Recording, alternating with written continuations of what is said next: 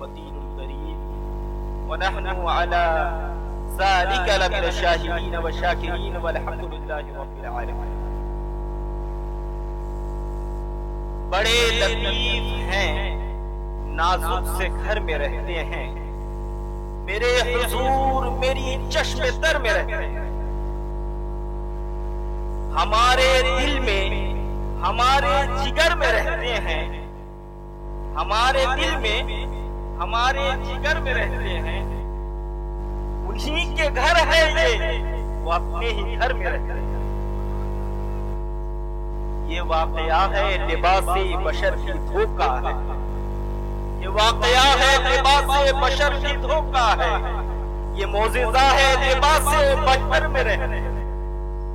یہ واقعہ ہے لباس بشر کی دھوکہ ہے، یہ معجزہ ہے لباس بشر میں رہتے ہیں. ملائکہ بھی عقیدت سے دیکھتے ہیں انہیں، جو خوش نصیب نبی کے نگر میں رہتے ہیں، جو خوش نصیب نبی کے نگر میں رہتے ہیں. یقین والے کہاں سے چلے کہاں پہنچے، یقین والے کہاں سے چلے کہاں پہنچے، جو اہل شک ہیں اگر میں مگر میں رہتے ہیں. خدا کے نور کو اپنی طرح سمجھتے ہیں، خدا کے نور کو اپنی طرح سمجھتے ہیں. یہ کون لوگ ہیں جس کے اثر میں رہتے ہیں، یہ کون لوگ ہیں جس کے اثر میں رہتے ہیں. اور تمام عاشق رسول یہاں پر بیٹھے ہوئے ہیں. شیخ الاسلام والمسلمین رئیس المحققین سیدی و مرشدی سید مدنی اشرفی الجیلانی فرماتے ہیں، ارے وہ اپنوں سے رہے غافل، ارے معاذ اللہ اپنوں سے رہے غافل، وہ معاذ اللہ خوشا نصیب ہم ان کی نظر میں رہتے ہیں، خوشا نصیب ہم ان کی نظر میں رہتے ہیں. সমস্ত প্রশংসা গুণগান স্তুতি গুণভাজন ওয়াহদাহু লা শারীক মা'বুদ হাকীকি আল্লাহ তাবারক ওয়া তাআলার জন্য নিবেদিত, যিনি এক অদ্বিতীয় অক্ষয় অক্ষয় নিরাকার নিরঞ্জন, যেই মহান প্রতিপালক আমাদেরকে ধরার জন্য হাত দিয়েছেন কিন্তু কখনো বলে নাই বান্দা তোমাকে ধরার জন্য হাত দিয়ে তোমার উপরে ইহসান করেছি. আল্লাহ দেখার জন্য চোখ দিলেন কিন্তু কখনো বলেন নাই বান্দা তোমাকে দেখার জন্য চোখ দিয়ে তোমার উপরে ইহসান করেছি. আল্লাহ আমাদেরকে চলার জন্য মহামূল্যবান নিয়ামত পা দিয়েছেন কিন্তু কখনো বলেন নাই বান্দা আমি তোমাকে পা দিয়ে তোমার উপরে ইহসান করেছি. আল্লাহ পাক সর্বশ্রেষ্ঠ নিয়ামত আমাদেরকে জ্ঞান বুদ্ধি দিয়েছেন, তো আল্লাহ বললেন না বান্দা তোমাকে জ্ঞান বুদ্ধি দিয়ে তোমার উপরে ইহসান করেছি. আল্লাহ পাক হাত দিলেন, ইহসানের কথা বলেন না. আল্লাহ পাক চোখ দিলেন, ইহসানের কথা বলেননি. আল্লাহ পাক পা দিলেন, ইহসানের কথা বলেননি. আল্লাহ পাক জ্ঞান বুদ্ধি দিলেন, ইহসানের কথা বলেননি. আল্লাহ আসমান বানালেন, ইহসানের কথা বলেননি. জমিনে জমিন দিলেন, ইহসানের কথা বলেননি. থাকার জন্য ঘর দিলেন, ইহসানের কথা বলেননি. আল্লাহ পাক জমিন ও জায়দাত দিলেন, ইহসানের কথা বলেননি. এত ফল ফ্রুট দিলেন, ইহসানের কথা বলেননি. আল্লাহ বলার জন্য জবান দিলেন, ইহসানের কথা বলেননি.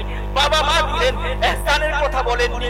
কিন্তু যখন সাইয়্যিদুল মুরসালিন শফিউল মুসলিমিন আনিসুল গারিবিন শফিউল মুসলিমিন আনিসুল গারিবিন রাহাতুল আশিকিন মুরাদুল মুশতাকিন শামসুল আলিফিন সিরাজুস সালিকিন মিসবাহুল মুকাররবিন মুহাম্মাদুর রাসূলুল্লাহ সাল্লাল্লাহু তাআলা আলাইহি ওয়াসাল্লামের কথা আসে, তখন আল্লাহ পাক চিৎকার করে ডেকে বলছে, মুমিনদের জন্য বলছেন, হে আমার মুমিন বান্দারা, হে আমার মুমিন বান্দারা, আমি তোমাদের উপরে ইহসান করেছি, আমি তোমাদের উপরে ইহসান করেছি.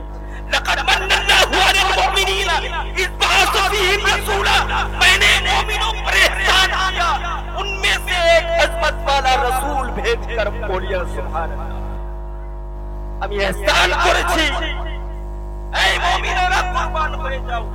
আল্লাহ পাক আমাদের সর্বশ্রেষ্ঠ নিয়ামত আমার নবী আপনার নবী বিশ্ব জাহানের নবী আমিনার লাল মুরুর দুলাল আহমদী মুস্তাফা মুহাম্মদী মুস্তাফা সাল্লাল্লাহু তাআলা আলাইহি ওয়াসাল্লাম দান করেছেন, এর জন্য সকলে উচ্চ আওয়াজে বলুন আলহামদুলিল্লাহ। এখনো বক্তব্য শুরু হয় না, তারপরে পরে লক্ষ কোটি দরুদ শরীফ অবতীর্ণ হোক আপনার আমার নবী, বিশ্ব জাহানের নবী, আমিনার লাল, মুরুর দুলাল, আহমদে মুস্তাফা, মুহাম্মদে মুস্তাফা সাল্লাল্লাহু তাআলা আলাইহি ওয়াসাল্লামের প্রতি লক্ষ কোটি দরুদ শরীফ অবতীর্ণ হোক। যেই নবী না আসলে আল্লাহ আসমান সৃষ্টি করতেন না, জমিনকে সৃষ্টি করতেন না, চন্দ্র সূর্যকে সৃষ্টি করতেন না, গ্রহ নক্ষত্রকে সৃষ্টি করতেন না, আল্লাহ আপনাকে আমাকে সৃষ্টি করতো না, এই জমিন ও জামাকে সৃষ্টি করতো না। এজন্যই তো আলা হযরত আজিমুল বরকত মুজাদ্দিদে দ্বীন ও মিল্লাত ইমামে ইশক ও মোহাব্বত ইমাম আহমদ রিজা খান নফরাল্লাহু বরকাতুহু বলছেন, জমিন ও জামা तुम्हारे लिए, मक्की ও मक्का तुम्हारे लिए, बने दो जहां तुम्हारे लिए, बने दो जहां तुम्हारे लिए। आला हजरत, अरे आला हजरत समझने के लिए आशिक रसूल होना जरूरी है। नकली मौलाई से काम नहीं चलेगा। अरे ये नकली मौलाई जो खुद को मौलाई कहता फिरता है, ये क्या जाने आला हजरत की अज़मत और शान को। अरे आला हजरत को है जिन्होंने आज हमें सुन्नियत की पहचान करवाया है। आज हम खुद सुन्नी नहीं होते अगर आला हजरत का, अगर आला हजरत का एहसान को समझना है।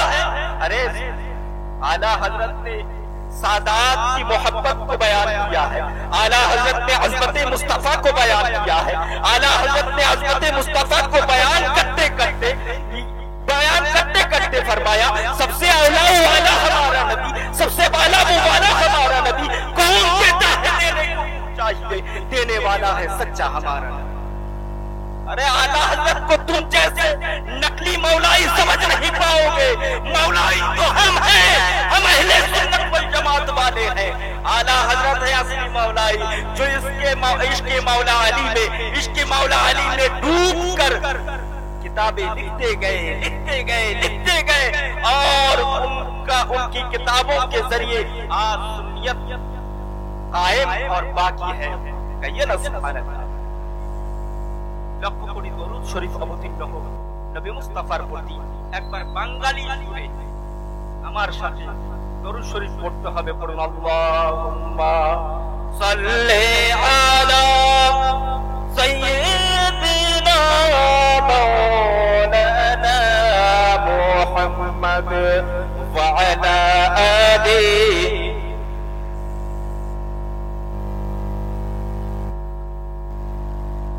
بلغ الأولى بكماله كشف الدجى بجماله حسنت جميع خصاله صلوا عليه وآله بلغ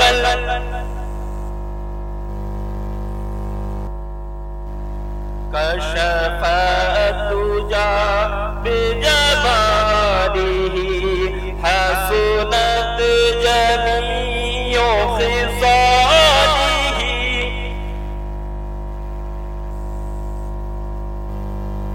أحمد حق نماديا أشرف ما خدا دیا مجھ کو مجھ کو میرے کریم نے پیر بہت بڑا دیا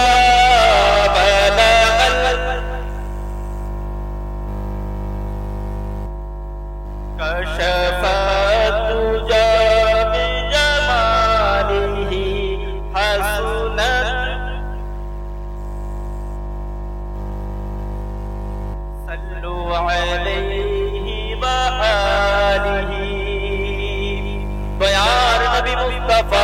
আপনার আমার নবী, বিশ্ব জাহানের নবী, আমিনার লাল, মুরুর দুলাল, আহমদে মুস্তাফা, মুহাম্মদে মুস্তাফা সাল্লাল্লাহু তাআলা আলাইহি ওয়াসাল্লাম দুনিয়াতে আসলেন। এই পৃথিবীতে আসার কারণে আজকে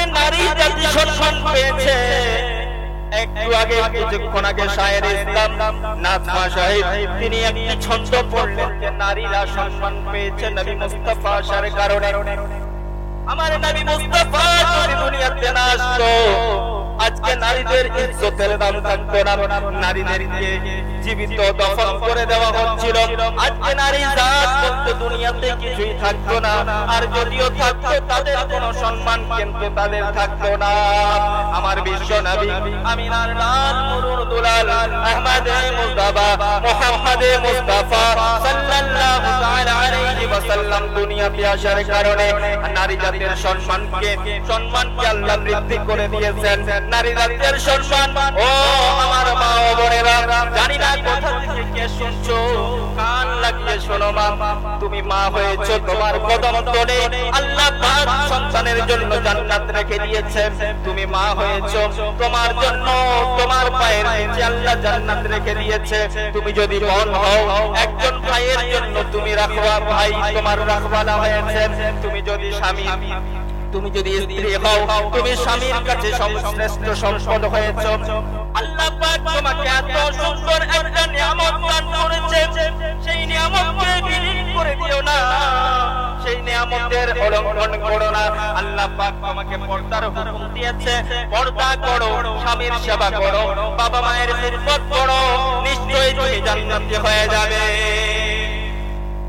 আল্লাহ পাক নিজের মাহবুব মুহাম্মদুর রাসূলুল্লাহ সাল্লাল্লাহু আলাইহি ওয়াসাল্লামকে পাঠাবার কারণে নারীরা সম্মানিত হয়েছে। অনেকবার ঘটনা শুনেছেন, এই ঘটনাটা বলে এই বক্তব্যটার আয়াত আমি বলেছি, সেটা পড়ে বলেছি এই ঘটনাটা আপনি অনেকবার আপনারা শুনেছেন। হযরত দাহিয়া কালবি রাদিয়াল্লাহু তাআলা আনহু, হযরত দাহিয়া কালবি এত সুন্দর ছিলেন, এত সুন্দর ছিলেন যে রাস্তা দিয়ে হেঁটে গেলে নারীরা পর্দার আড়ালে দাহিয়া কালবিকে দেখবার জন্য লুকিয়ে লুকিয়ে দেখবার জন্য তাকিয়ে থাকতেন। কখন দাহিয়া কালবি আসবেন আর আমরা দাহিয়া কালবির চেহারাখানা দেখবো, এতখানি সুন্দর ছিল হযরত দাহিয়া কালবি। একদিন দয়ার নবী মুস্তাফা সাল্লাল্লাহু তাআলা আলাইহি ওয়াসাল্লাম হযরত দাহিয়া কালবিকে দেখে ফেললেন। দাহিয়া কালবির সুন্দর চেহারাটা দেখে দয়ার নবী মুস্তাফা সাল্লাল্লাহু তাআলা আলাইহি ওয়াসাল্লাম বলেন, ওগো আল্লাহ, এত সুন্দর চেহারার মালিক, এত সুন্দর সুশ্রী মানুষ কে জাহান্নামে যাবে কেমন করে হতে পারে? রাত্রি বেলা হযরত দাহিয়া কালবি রাদিয়াল্লাহু তাআলা আনহুর জন্য দয়ার নবী মুস্তাফা সাল্লাল্লাহু আলাইহি ওয়াসাল্লাম আল্লাহর দরবারে দোয়া করছেন, আল্লাহ দাহিয়া কালবিকে তুমি ঈমানের ধন ও দৌলতে পরিপূর্ণ করে দাও, তার অন্তরকে ঈমানের দিকে নিয়ে এসো। রাত্রি বেলা আল্লাহ পাকের দরবারে হযরত রাসূল করিম দোয়া করেছেন। সকাল সকাল হযরত দাহিয়া কালবি দয়ার নবী মুস্তাফা সাল্লাল্লাহু তাআলা আলাইহি ওয়াসাল্লামের দরবারে হাজির। হযরত দাহিয়া কালবি দয়ার নবী মুস্তাফার দরবারে বলে, ইয়া রাসূলুল্লাহ, ইয়া হাবিবাল্লাহ, আমি হাজির হয়েছি, আমি ইসলাম ধর্ম গ্রহণ করতে চাই। তবে ইয়া রাসূলুল্লাহ, আমি আমার গোত্রের, আমার গ্রামের, আমার পাড়ার সর্দার ছিলাম, আর ৭০টি কন্যা সন্তানকে নিজে হাতে আমি জীবিত দফন করে দিয়েছি। ইয়া রাসূলুল্লাহ, আমি যদি ইসলাম ধর্ম গ্রহণ করি, কলেমায়ে তাইয়্যিবা লা ইলাহা ইল্লাল্লাহ মুহাম্মাদুর রাসূলুল্লাহ পড়ে নেই, আমি যদি আল্লাহকে এক বলে স্বীকার করে নেই, নবী মুস্তাফা সাল্লাল্লাহু আলাইহি ওয়াসাল্লাম আপনাকে আল্লাহর রাসূল মেনে নেই, আল্লাহ কি আমার এই গুনাহগুলি maaf করে দেবে? হযরত জিবরিল আমিন আসছেন, বলছেন, ইয়া রাসূলুল্লাহ, ইয়া হাবিবাল্লাহ, হযরত দাহিয়া কালবিকে বলে দেন, আল্লাহ পাক তার জীবনের সমস্ত আগের গুনাহগুলিকে maaf করে দিয়েছে। হযরত দাহিয়া কালবি আবার জিজ্ঞাসা করে, ইয়া রাসূলুল্লাহ, ৭০ জন কন্যা সন্তানকে দফন করেছি, এটা আল্লাহ maaf করে দেবে, কিন্তু আমি এমন একটা গুনাহ করেছি ইয়া রাসূলুল্লাহ, ইয়া রাসূলুল্লাহ, সেই গুনাহ আমার কিন্তু আল্লাহ মাফ করবে না। সেই গুনাহটা কি? হযরত রাসূল করিম বলে দাইয়া বলো, তোমার মনে যা ব্যথা আছে বলে দাও, তোমার মনে যত গুনাহের কথা আছে বলে দাও। আজকে তুমি রহমতের ভান্ডার রাহমাতুল লিল আলামিনের দরবারে আছো, আজকে বলো, আজকে তোমার ক্ষমার দিন। হযরত দাহিয়া করিম চোখের দুটো পানি ছেড়ে দিয়ে রাসূলের দরবারে কেঁদে কেঁদে বলছে, ইয়া রাসূলুল্লাহ,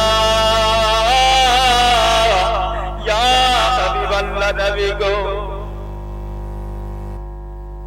আমি একবার আমার গর্ভবতী স্ত্রীকে রেখে বিজনেসের কারণে, ব্যবসার কারণে বাইরে যাওয়ার মনস্থ করলাম।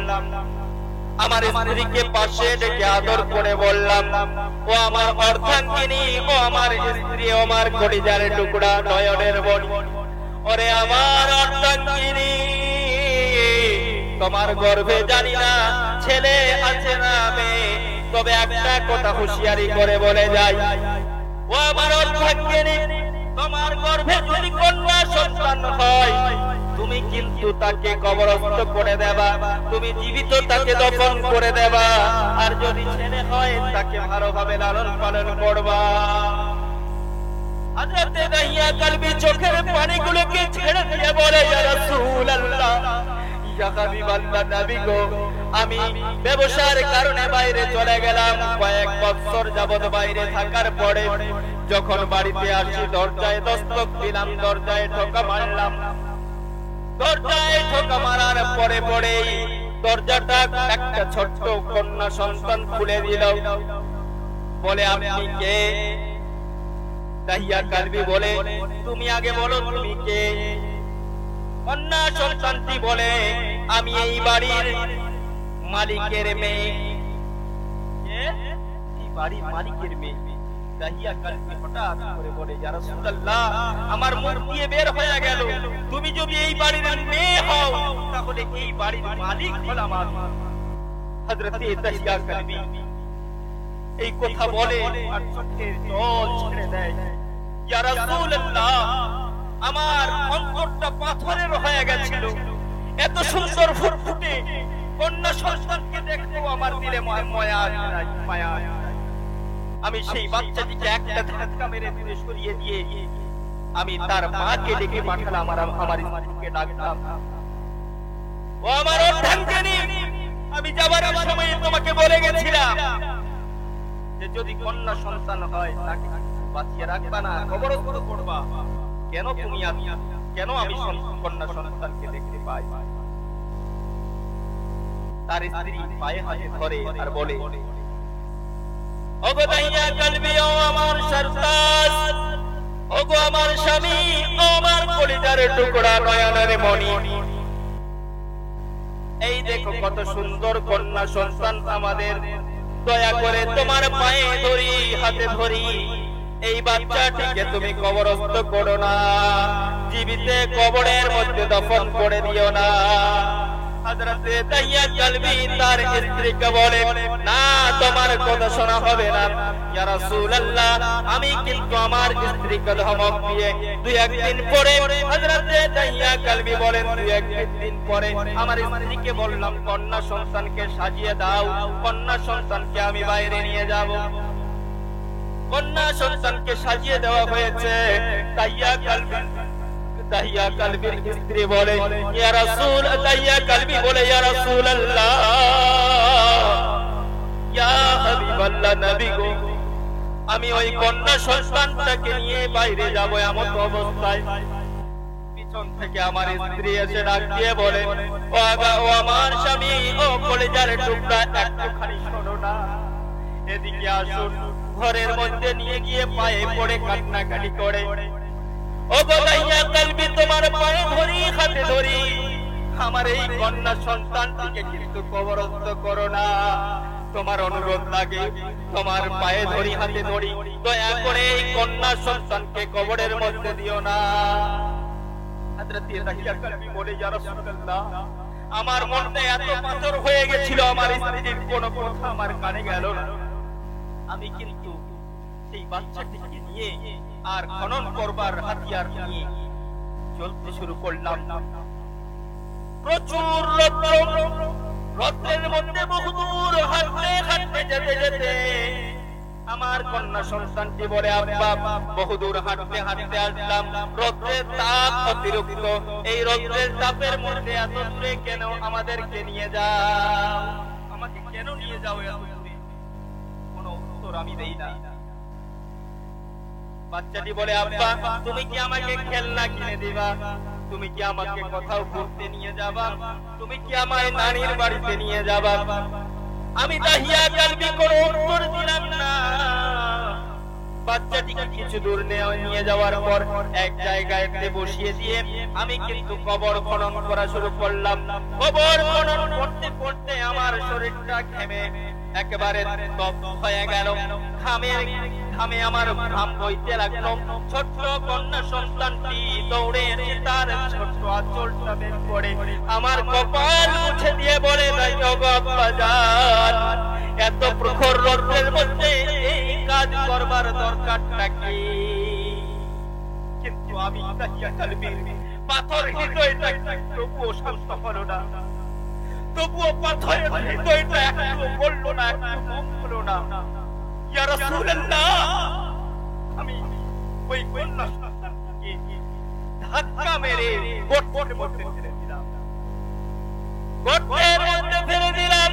ইয়া রাসূলুল্লাহ, যখন গর্তের মধ্যে আমি কন্যা সন্তানকে ফেলে দিলাম, কন্যা সন্তানটি চিৎকার করে বলে, আব্বা জান আমাকে কেন ফেলে দিলেন? আমি কোনো কথা না শুনে মাটি দিতে লাগলাম, বালি দিতে লাগলাম। বাচ্চাটি চিৎকার করে কান্না করে আর বলে, আব্বা আমি আপনার কাছে খেলনা কিনে চাইবো না, আপনার কাছে বায়না ধরবো না, আমি নানির বাড়ি যাওয়ার কথা বলবো না, কোনো কোথাও যাওয়ার কথা বলবো না। আব্বা গো, আমার চেহারা যদি ভালো না লাগে আমি আপনার সামনে কোনোদিন যাব না। যদি আপনার পছন্দ না হয় আমি আপনার বাড়িতেও যাব না, আপনার পরিচয় দেব না। আব্বা দয়া করে আমাকে ছেড়ে দিন, দয়া করে আমাকে ছেড়ে দিন। দাহিয়া কালবির চোখ দিয়ে ছোট ছোট করে পানি পড়ে বলে, ইয়া রাসূলুল্লাহ,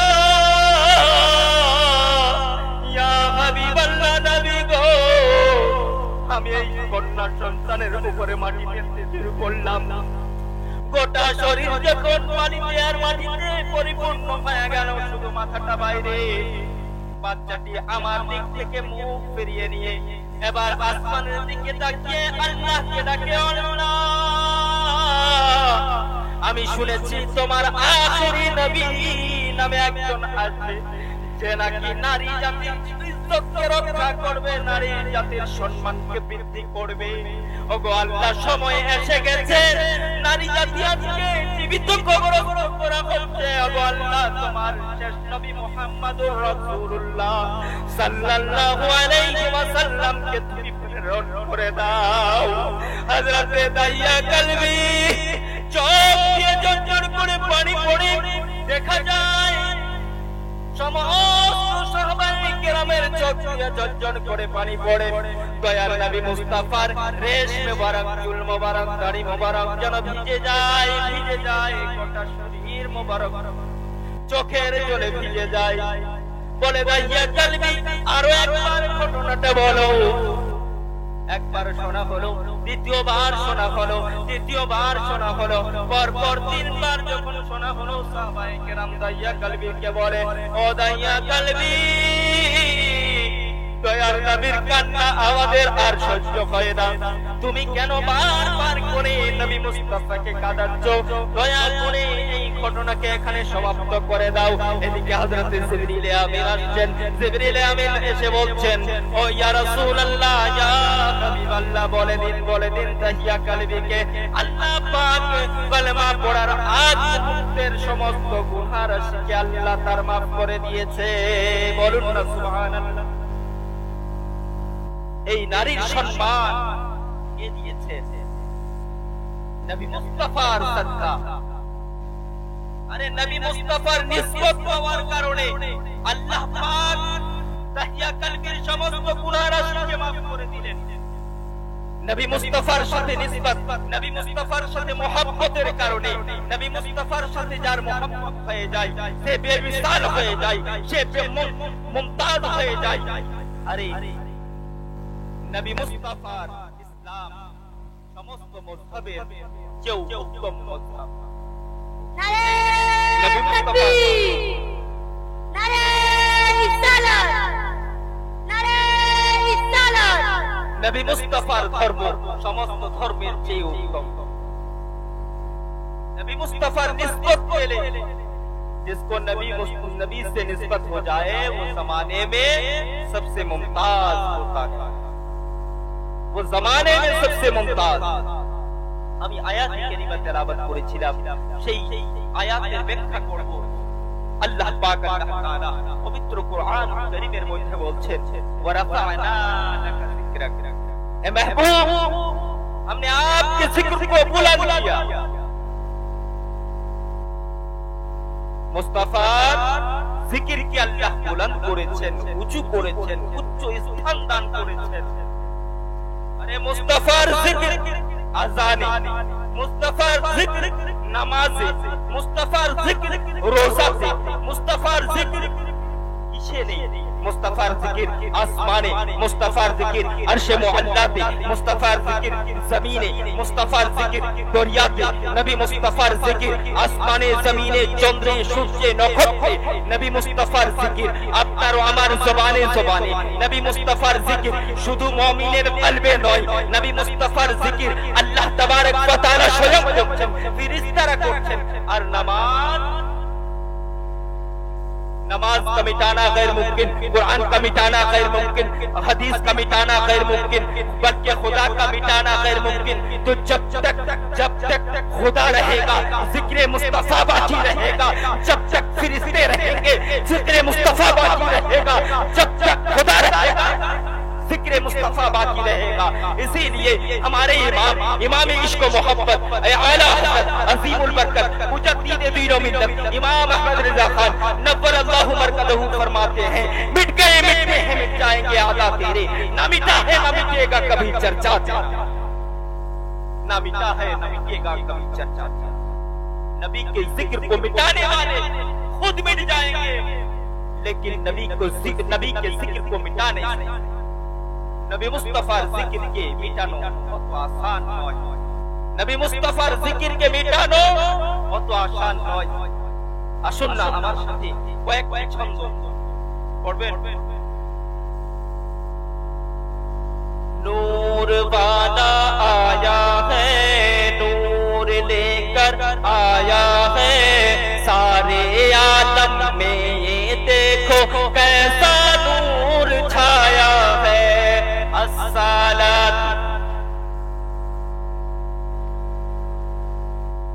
अस्सलातु अस्सलामु अलैका या হাবিবাল্লাহ। নূর নবী এসেছে, নূর নিয়ে এসেছে, সেই নূরেতে সারা জগৎ আলোকিত হয়েছে।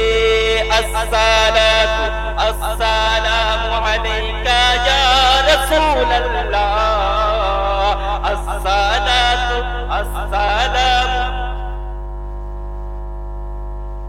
যার কারণে সৃজন হলো চন্দ্র সূর্য তারকা, যার কারণে লৌহ কলম এমন যে তার মর্যাদা, যার কারণে সৃজন হলো চন্দ্র সূর্য তারকা, যার কারণে লৌহ কলম এমন যে তার মর্যাদা। নূর নবী এসেছে, নূর নিয়ে এসেছে, সেই নূরেতে সারা জগৎ আলোকিত হয়েছে।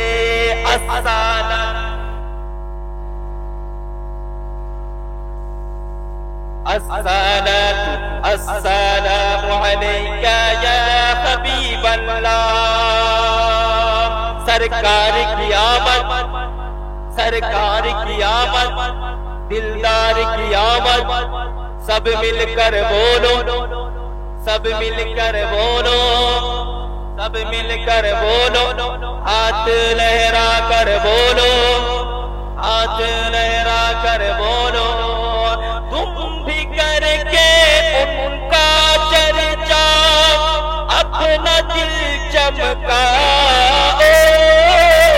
ऊंच में ऊंचा नबी का झंडा घर घर में लहराओ। पुकारो या रसूल अल्लाह, या हबीब अल्लाह, पुकारो या रसूल अल्लाह, या हबीब अल्लाह।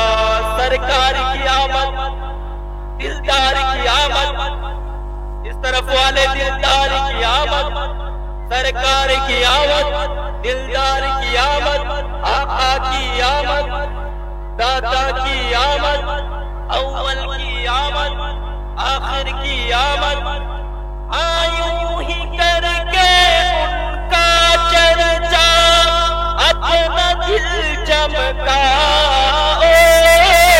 ऊंच में ऊंचा नबी का झंडा, रहमत वाला, बरकत वाला, प्यारा प्यारा, सबसे आला। अरे जोर से बोलो, नबी का झंडा घर घर में लहराओ। पुकारो या रसूल अल्लाह, या हबीब अल्लाह।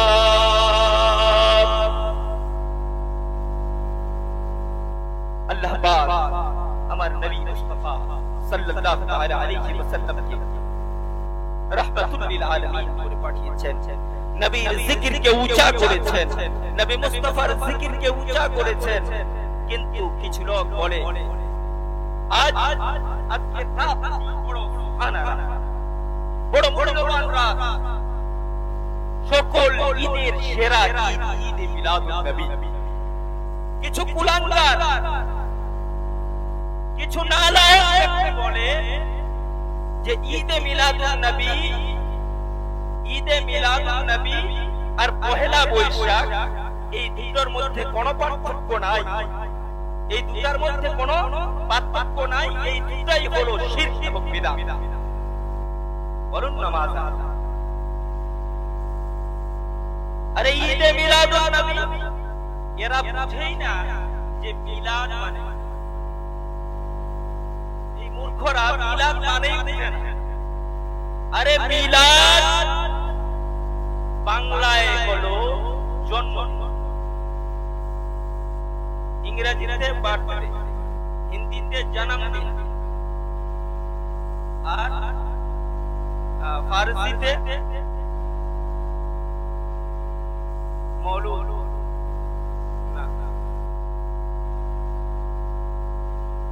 আরবিতে মিলাদ। তো মিলাদ মানে কি বাংলায় কি? জন্মদিন। যারা বলে যে মিলাদ মানানা শিরক है, মিলাদ মানানা বিদআত है, এরা নিজেই নিজের বাড়িতে মিলাদ করছে, মিলাদ হতে দিচ্ছে, বাচ্চা জন্ম হয় না, এটা মিলাদ নয়।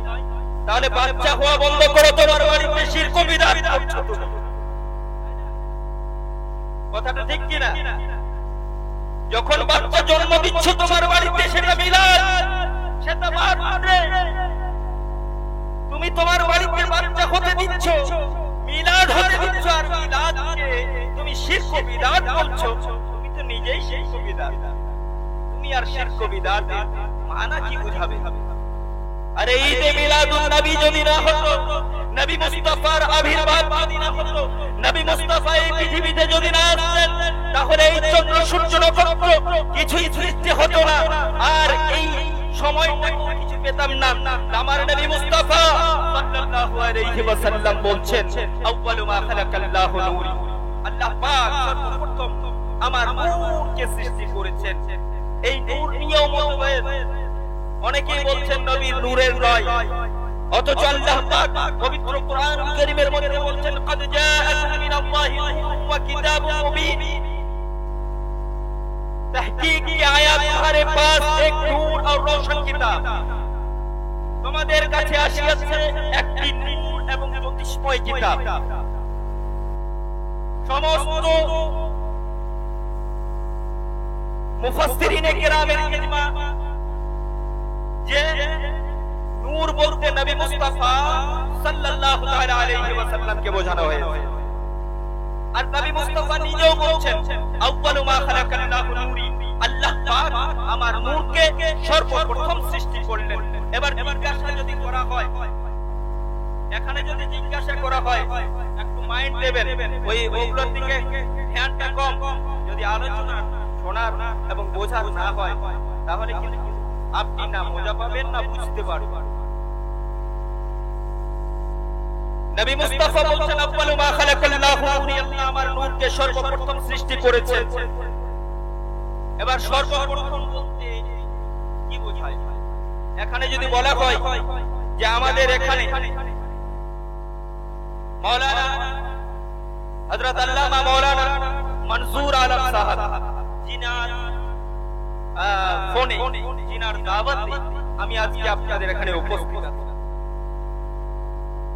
হযরত আল্লামা মাওলানা মনসুর আলম সাহেব এখানে এই স্টেজে সর্বপ্রথম এসেছে सबसे पहले हजरत मौलाना मंसूर आलम मिसबाही साहब स्टेज आया था तो কি বোঝা গেল মনসুর আলম সাহেবের আগে না আমি এসেছি না শায়ের ইসলাম এসেছে না কোনো মুকাদ্দির এসেছে সর্বপ্রথম হযরত আল্লামা মাওলানা মনসুর আলম সাহেব এই স্টেজে এসেছে এখন যদি বলা হয়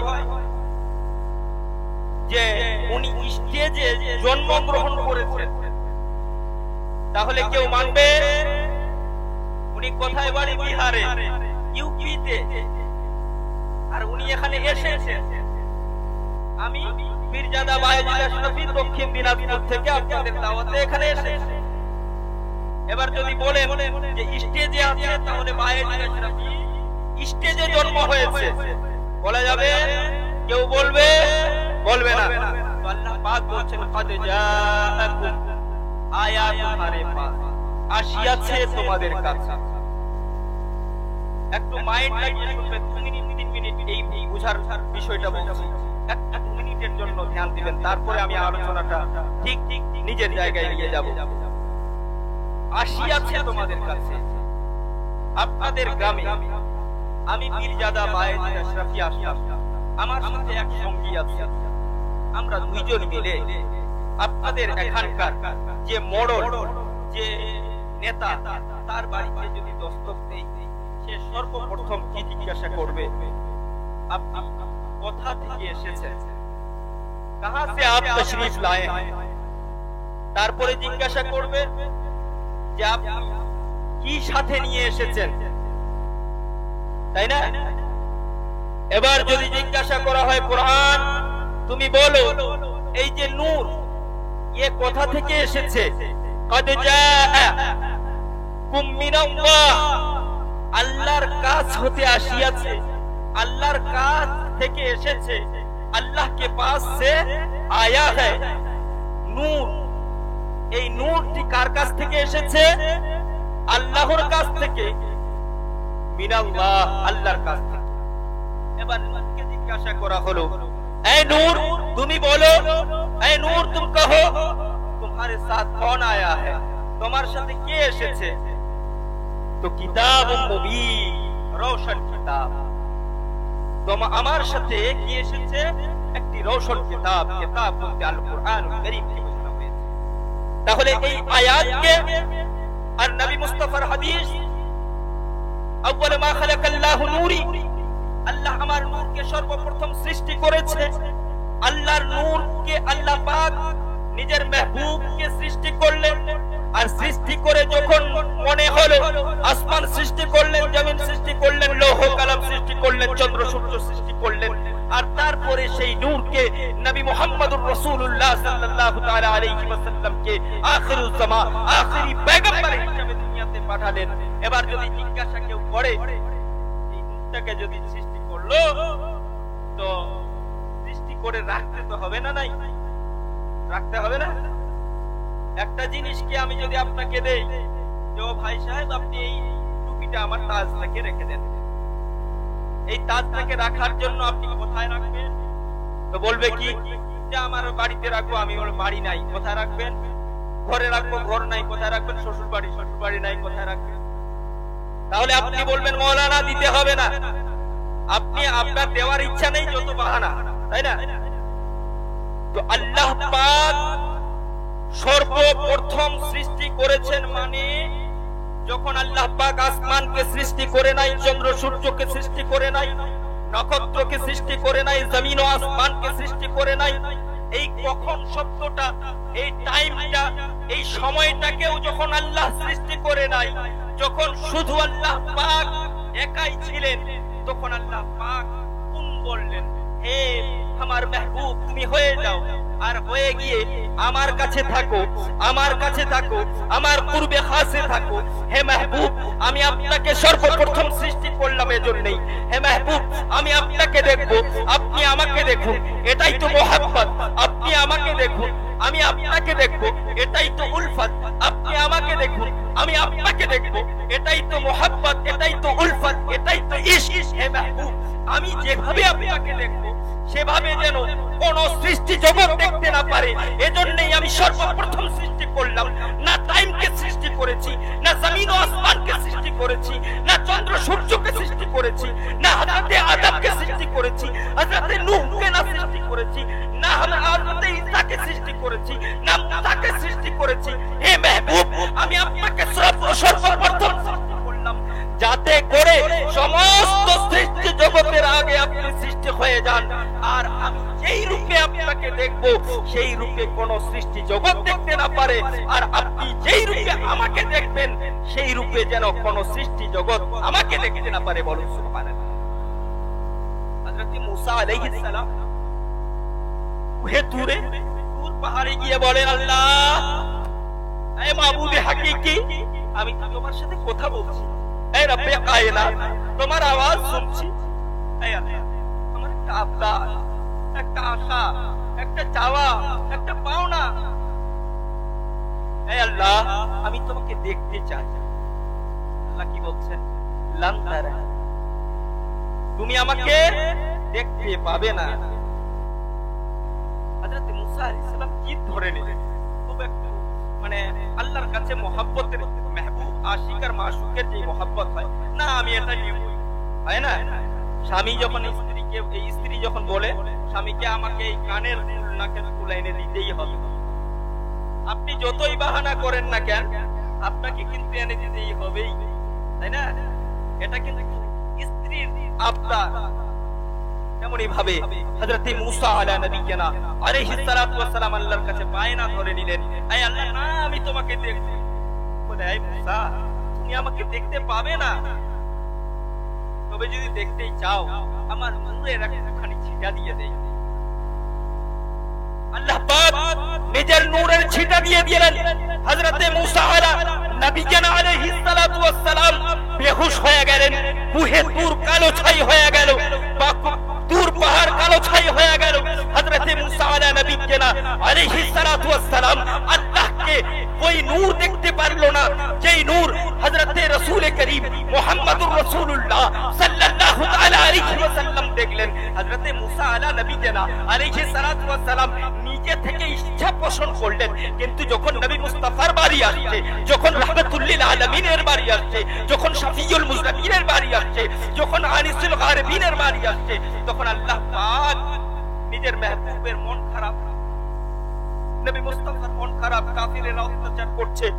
আল্লাহর হুকুম হলো জিবরিল যাও আমার মেহবুবকে বলে দাও আমি দিদার করতে চাই, আমার মেহবুবকে সন্তুষ্ট করতে চাই, আমার মেহবুব আশিকের মিলন ঘটাতে চাই।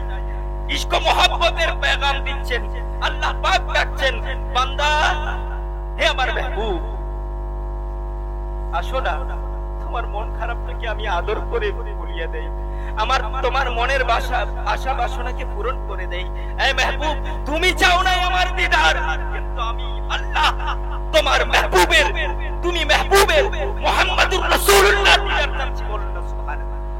হযরত জিবরিল আমিন আসছেন নিজ ইচ্ছায় নবী চাইছেন না যে আমি আল্লাহ আমি তোমার দিদার করতে চাই না, আল্লাহ নিজে বলছেন হে মাহবুব, জিবরিল এসে কি বলছেন, ইয়া রাসূলুল্লাহ, ইয়া হাবিবাল্লাহ, হে আল্লাহর হাবিব, আল্লাহ আপনাকে ডেকে পাঠিয়েছেন, দাওয়াত দিয়ে পাঠিয়েছেন, সাথে উপঢৌকন নিয়ে এসেছেন, কি সওয়ারি, বুরাক, বুরাকে নবী চড়ছেন।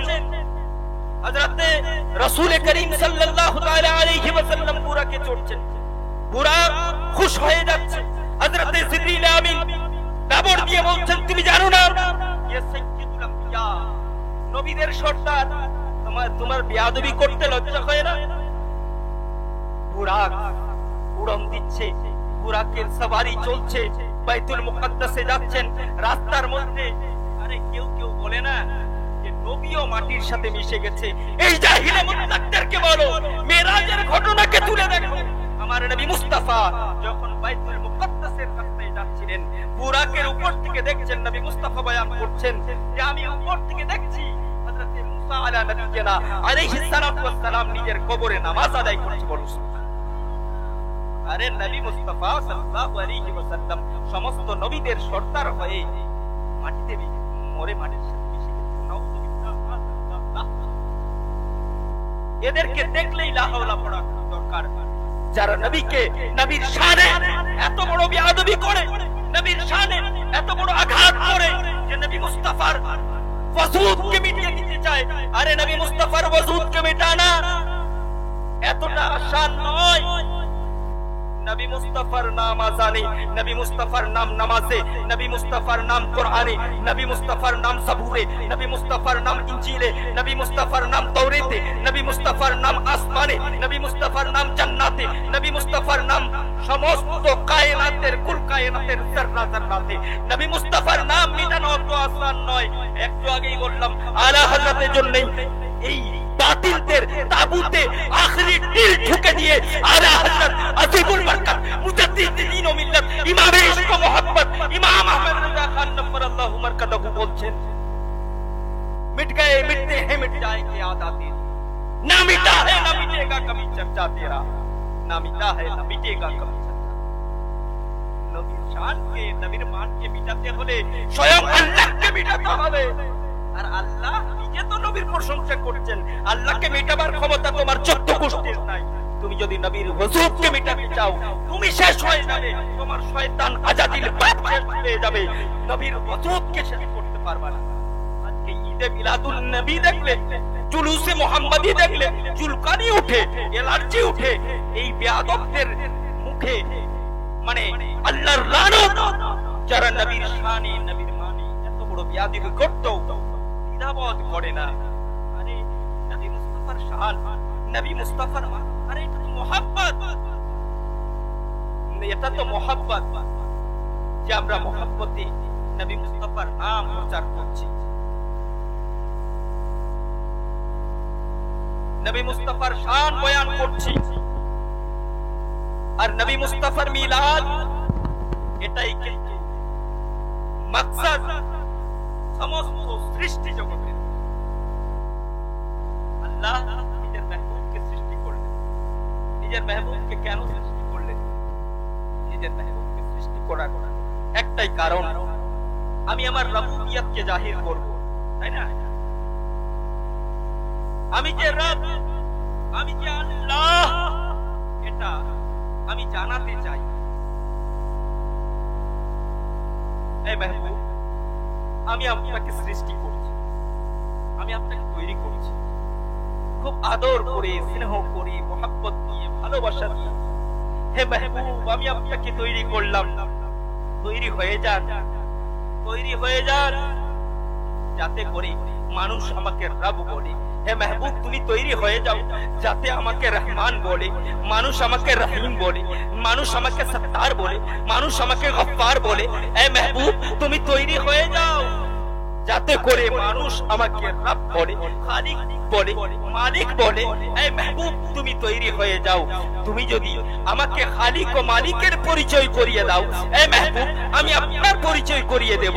তোমাকে রউফ বলে প্রচার করব, তোমাকে রহিম বলে প্রচার করাবো, তোমাকে নবী বলে প্রচার করাবো, তোমাকে রাসূল বলে প্রচার করাবো। তোমার প্রচার করবার জন্য আদমকে পাঠাবো, তোমার প্রচার করবার জন্য হযরতে নূহকে পাঠাবো, তোমার প্রচার করবার জন্য হযরতে ঈসাকে পাঠাবো, তোমাকে প্রচার করবার জন্য হযরতে মুসাকে পাঠাবো। সমস্ত আম্বিয়াকে তোমার প্রচার করবার জন্য পাঠাবো, ওয়াকিল হিসাবে পাঠাবো, নেকাবত নকিব হিসাবে পাঠাবো। হে মেহবুব তুমি তৈরি হয়ে যাও। তুমি আমার প্রশংসা করবে, আমি তোমার প্রশংসা করব। এটাই আমার মাকসাদ, এটাই আমার মোহাব্বত, এটাই আমার ভালোবাসা। হে মেহবুব দুনিয়াওয়ালা আমার প্রশংসা করবে, আর আমি আল্লাহ আমার মেহবুব রাসূলুল্লাহর প্রশংসা করব বলে। এজন্যই আল্লাহ পাক বলছেন ওয়া রাফা'না লাকা যিকরাক। হে মেহবুব আমি আপনার জিকিরকে বুলন্দ করে দিয়েছি, এতটা বুলন্দ করেছি যে কোন মায়ের লাল চাইলেও মিলাদ বন্ধ করতে পারবে না, কোন মায়ের লাল চাইলেও নবীর শান মানকে নিচু করতে পারবে না, কারণ সমস্ত জায়গায় নবী মুস্তাফার নাম, নবী মুস্তাফার শান। তু শাহে খুবা তু জানে জানা,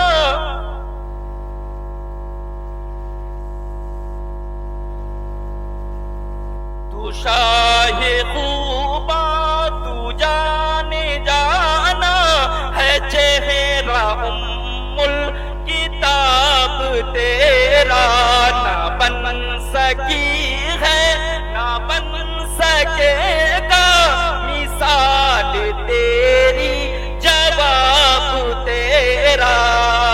तू शाहे खूबा तू जाने जाना है, चेहरा उम्मुल किताब तेरा ना बन सकी है ना बन सकेगा, मिसाल तेरी जवाब तेरा।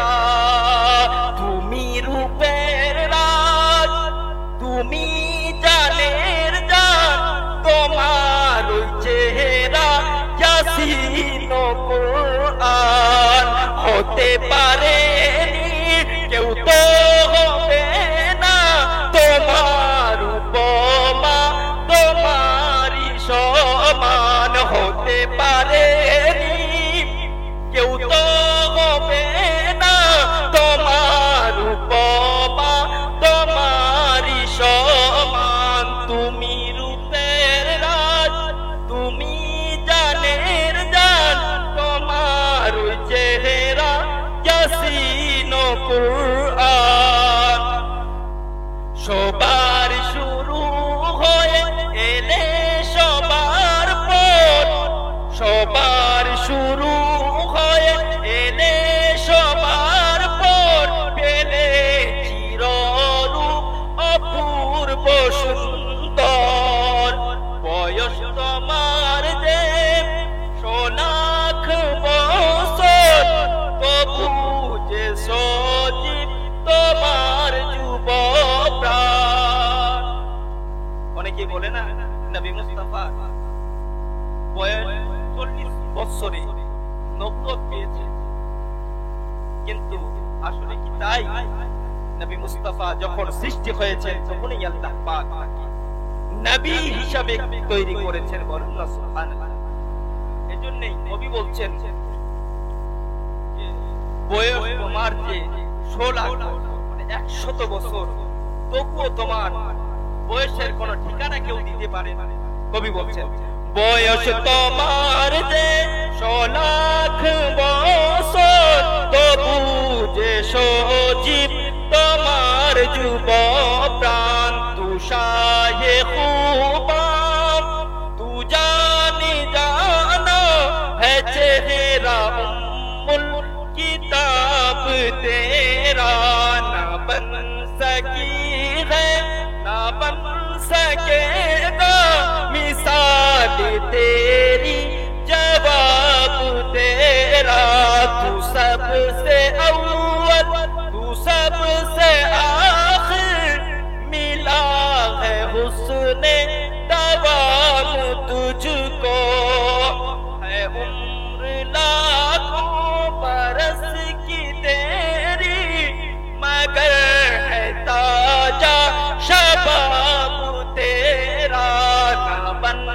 सकी है ना बन सकेगा मिसाल तेरी जवाब तेरा तू शाह खूबा तू जान जाना है चेहरा उम्मुल